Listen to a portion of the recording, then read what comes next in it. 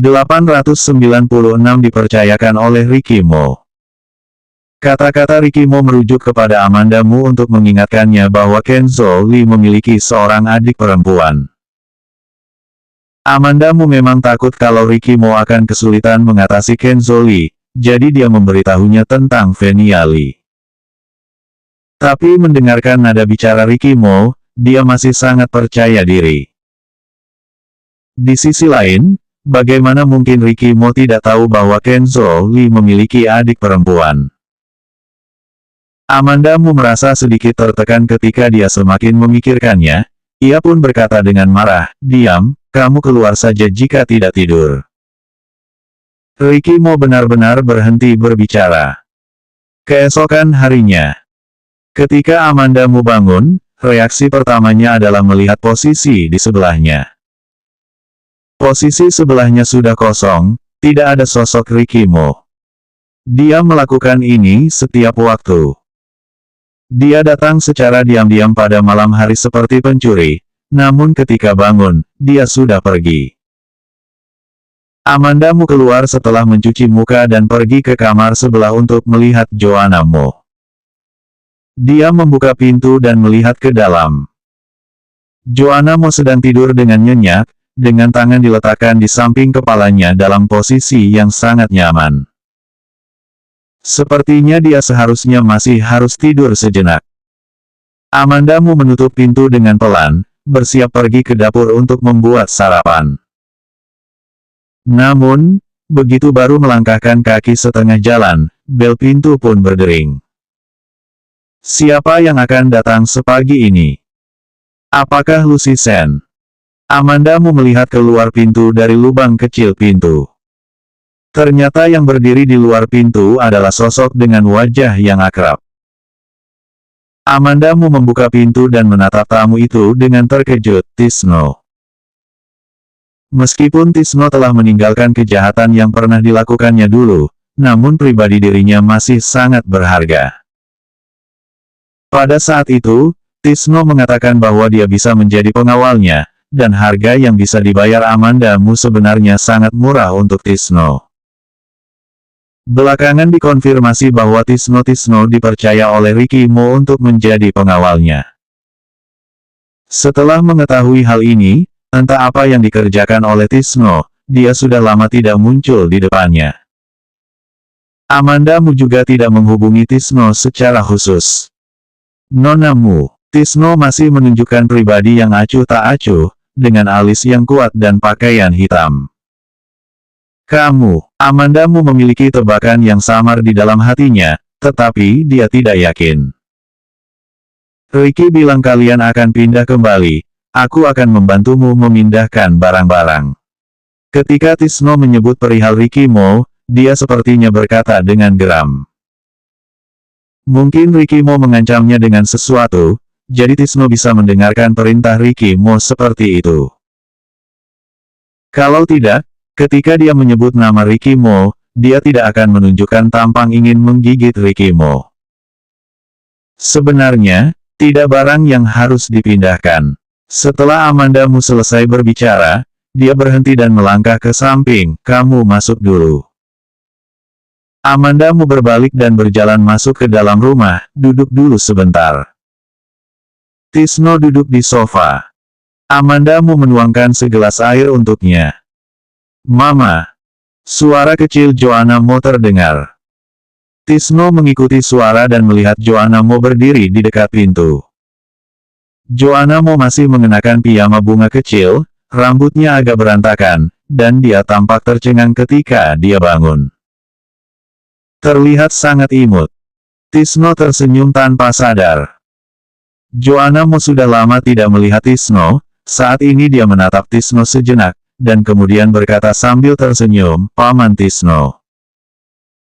Reaksinya agak lambat karena dia baru bangun tidur, dia memanggil dan menatap Tisno, seolah dia tidak yakin. Tisno mengangguk padanya, nada bicaranya melunak tanpa sadar, selamat pagi. Amanda Mu awalnya berpikir bahwa Joanna Mo akan menjaga jarak karena tidak melihat Tisno untuk waktu yang lama, tetapi dia tidak menyangka bahwa dia akan mengingatnya. Dia merasa bahwa kadang-kadang dia terlalu meremehkan Joanna Mo. Usia 4 tahun sudah menjadi anak dewasa. Setidaknya dia lebih pengertian daripada yang dia pikirkan.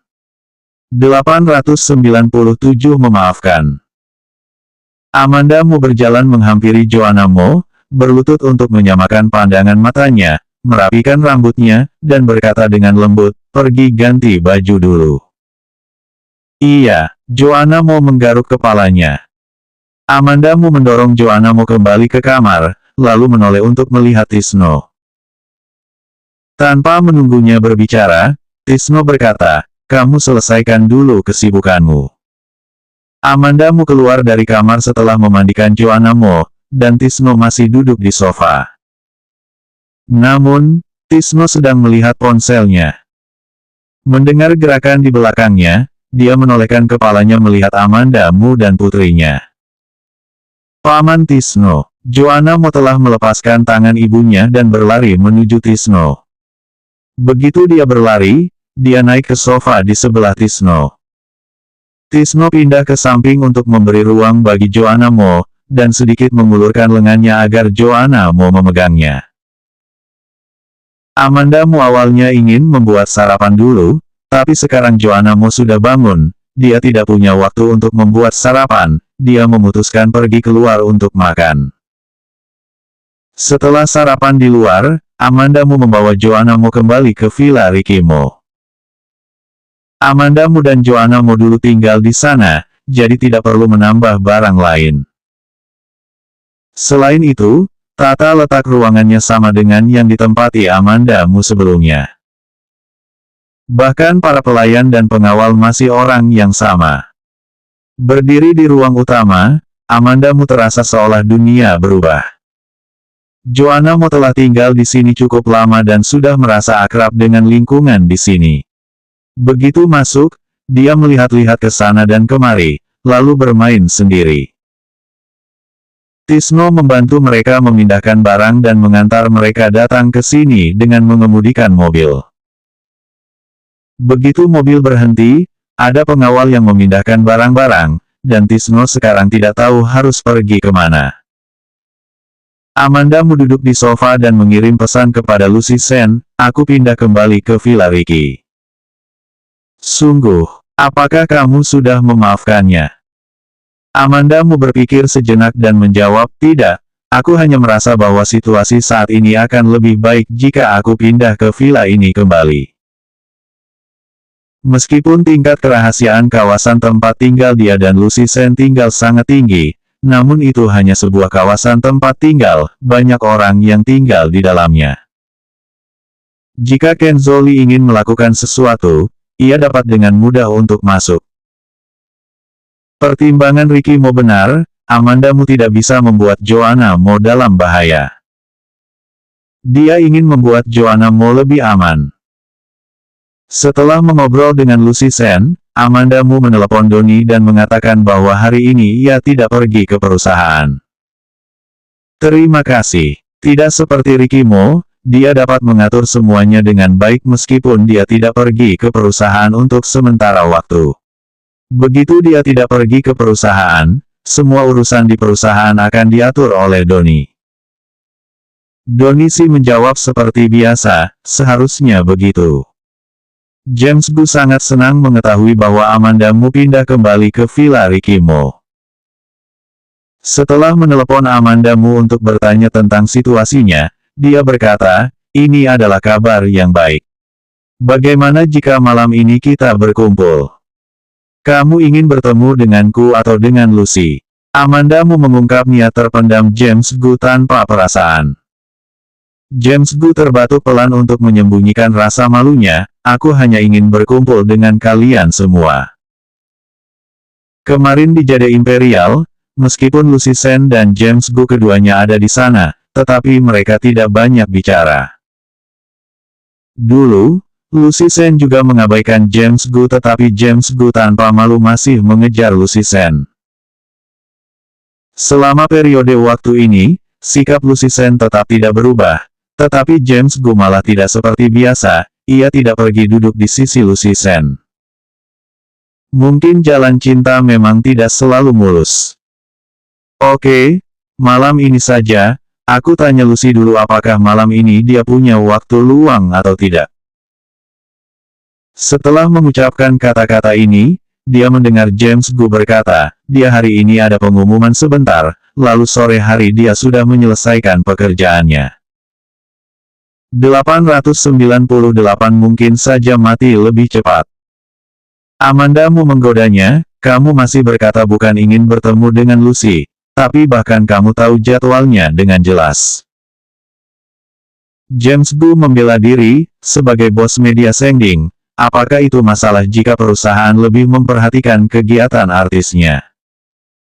Tidak masalah, Amandamu bekerja sama dengan sangat baik. James Gu tersedak dan berkata, sampai jumpa malam ini. Lalu dia menutup telepon dengan tergesa-gesa. James Gu mengatakan akan berkumpul, Amandamu juga bersemangat ketika mendengarnya. Pada sore hari, dia meminta pelayan untuk membeli banyak makanan dan barang untuk pesta. Pada malam hari, dia mulai menyiapkan makan malam. Makanan ringan dan berbagai tumis, semur, anggur. Semuanya lengkap, dia menyiapkannya dengan sangat beragam. Karena tidak banyak orang, dia hanya perlu melakukan sedikit persiapan. James Gu dan Lucy Sen tiba satu demi satu. Lucy Sen memandangi makanan di atas meja besar dan berseru, Amanda, kamu terlalu baik, kalau tidak begini saja, kamu jangan kembali bersama Ricky, cukup kita berdua untuk hidup bersama, sekarang aku telah menyimpan sejumlah uang, aku akan membeli rumah besar untuk menghidupimu. Amandamu juga tahu bahwa Lucy Sen sudah mulai menabung. Setelah pada awalnya mengetahui bahwa Lucy Sen menghabiskan banyak uang dan ternyata saat ini mulai menabung, Amandamu juga sedikit terkejut. Apakah kamu tidak akan menyimpan uang untuk masa tuamu? Amandamu menggodanya. Pada saat itu, Lucy Sen mengatakan bahwa dia mungkin tidak akan menikah dalam hidupnya, jadi dia harus menyimpan uang untuk masa tuanya lebih awal. Ketika dia sudah terlalu tua, dia akan sulit bergerak, jadi dia hanya berbaring di rumah dan makan sambil menunggu kematian. Masa tua apa? Mungkin saja aku mati lebih cepat. Lucy Sen memiliki ekspresi acuh tak acuh. Amandamu menoleh dengan tidak sengaja dan melihat James Gu yang entah kapan dia muncul di ruang utama.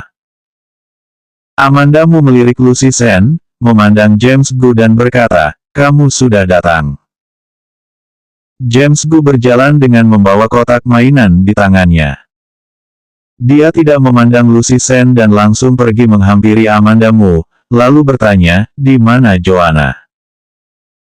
Di atas. Amandamu menunjuk ke atas. James Gu menyimpan kotak mainan itu di sampingnya, aku akan pergi menemuinya.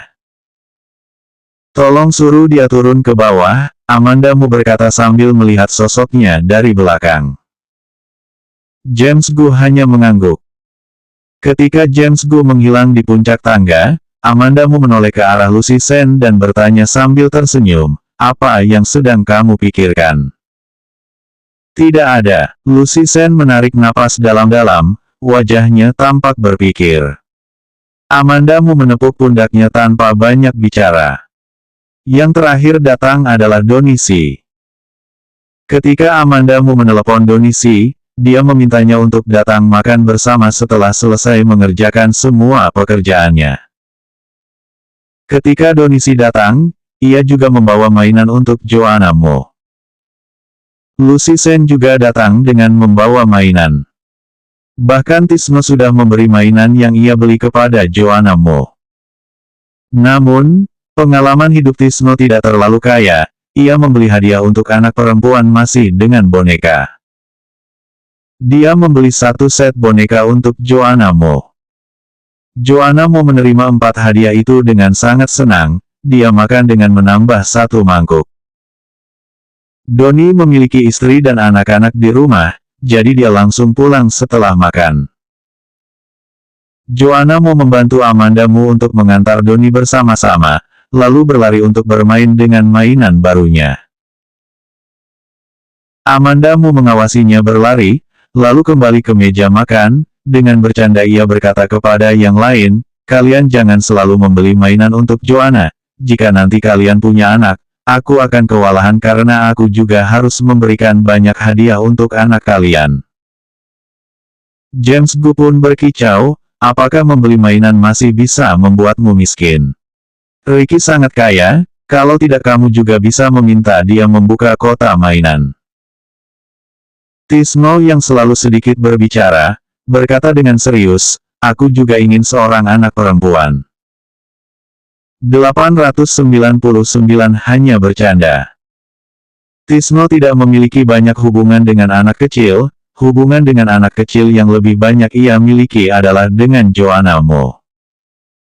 Alasannya sederhana, Joanna Mo lucu dan seorang anak perempuan.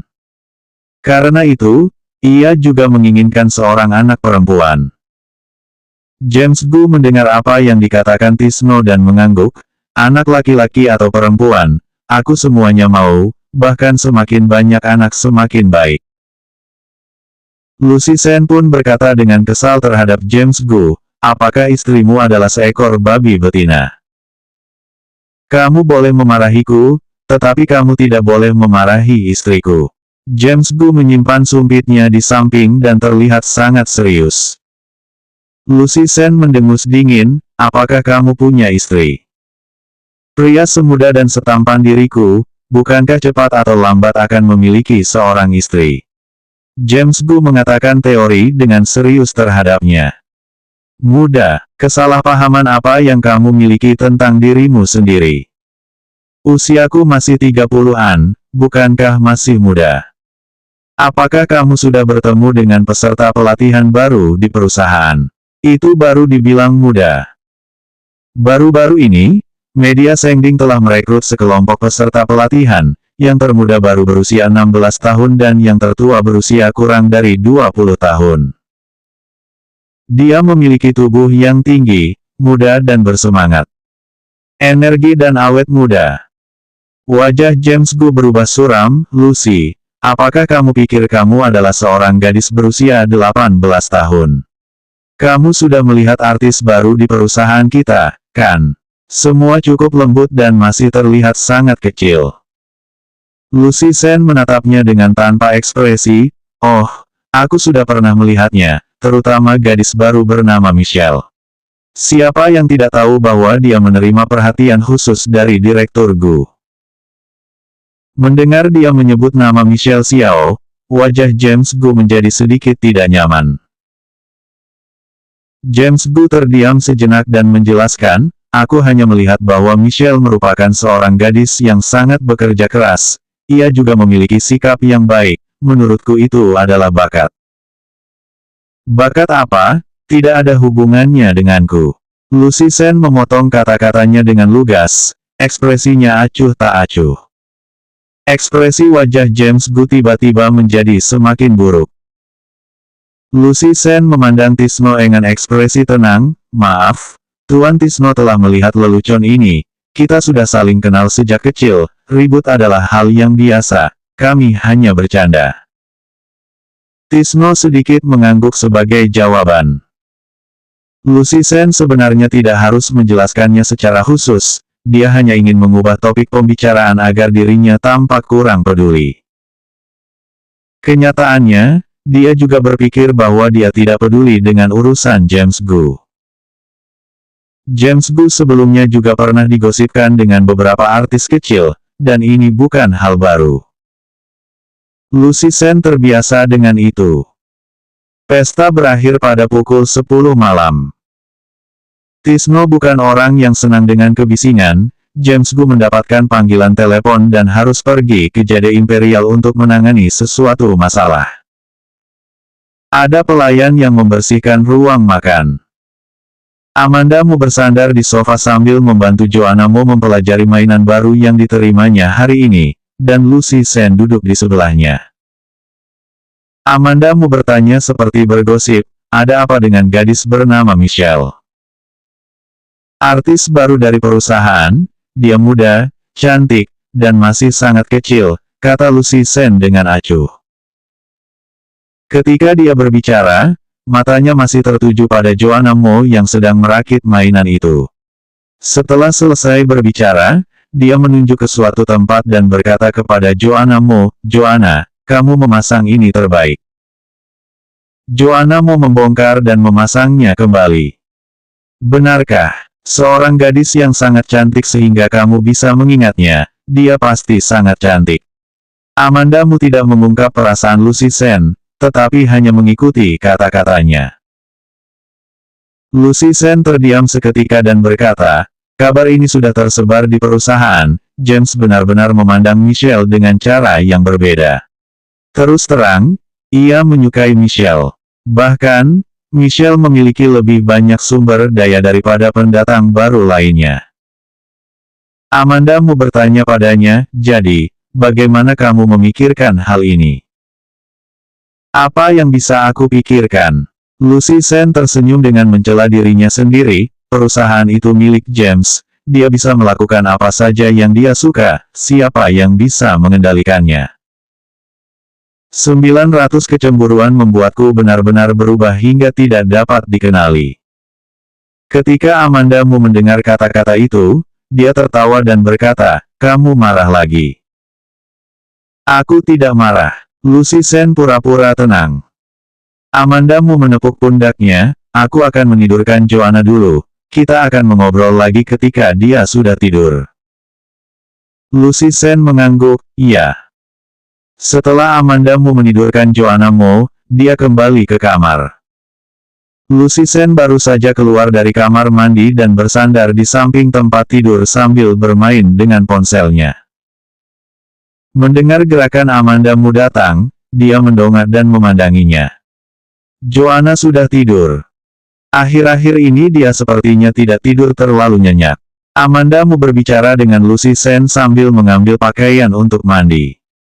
Lucy Sen bertanya, mengapa? Apakah dia merasa tidak nyaman? Dia sudah makan malam begitu banyak, lihat saja nanti. Amanda Mu telah menemukan pakaian, aku akan mandi dulu. Amanda Mu keluar dari kamar mandi, dan Lucy Sen masih bersandar di samping tempat tidur sambil bermain dengan ponselnya. Melihat Amanda Mu keluar, dia pun meletakkan ponselnya. Mereka berdua sudah lama tidak tidur di ranjang yang sama seperti ini. Begitu Amanda Mu berbaring, dia mendengar Lucy Sen bertanya kepadanya, apakah kamu masih ingat ketika kita masih duduk di bangku SMA?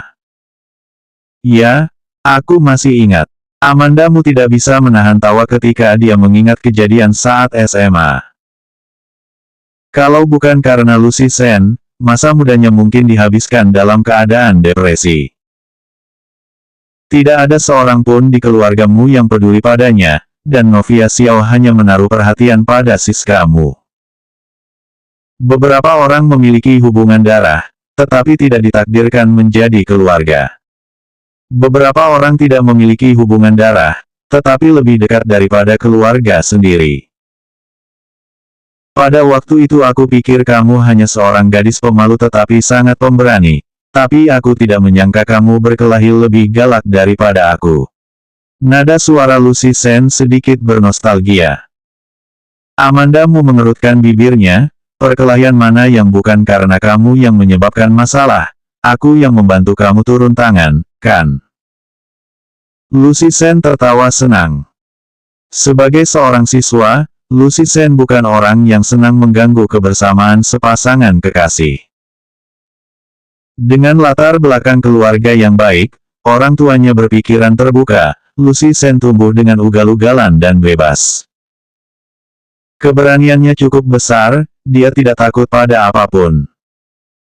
Pada saat itu, emosi Lucy Sen juga tidak terlalu baik, dia mengamuk dan menghantamkan kepalan tangannya ke meja ketika emosinya terpancing. Amanda Mu hanya menyimpan kekuatannya dan berdiri diam, menunggu sampai Lucy Sen tidak tahan, barulah dia mulai bertindak. Amanda Mu hidup dengan penuh tekanan di keluarga Mu, sehingga mengembangkan karakter yang berhati-hati dan waspada. Itu semua karena setelah bertemu Lucy Sen, membuat masa mudanya yang murung dan suram pun menjadi bersinar. Oh, mana ada, jelas orang-orang itu menyebabkan masalah. Lucy Sen tidak terima bahwa dirinya yang membuat masalah. Amandamu mengubah posisi yang nyaman dan mendengus lalu tidak mengatakan apa-apa. Sebenarnya aku berpikir saat itu, kamu sangat jelek, bagaimana jika nanti kamu tidak bisa menikah? Amandamu menoleh dan menatap Lucy Sen.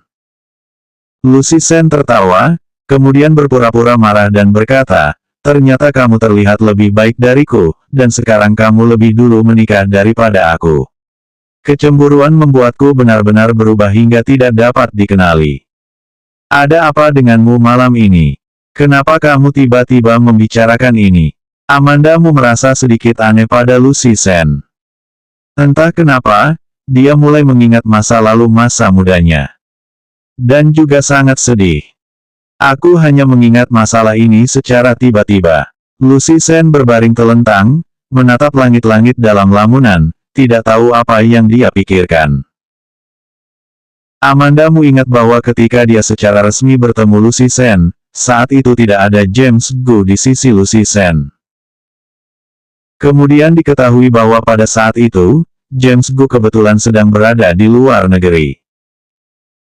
Dia samar-samar ingat bahwa selama waktu dia baru saja bertemu Lucy Sen memang sedang dalam suasana hati yang buruk. Reaksinya begitu kuat, melihat siapapun yang tidak disukainya, maka dia akan langsung berkelahi dengan orang tersebut. Selanjutnya bab 901 ada seseorang masuk.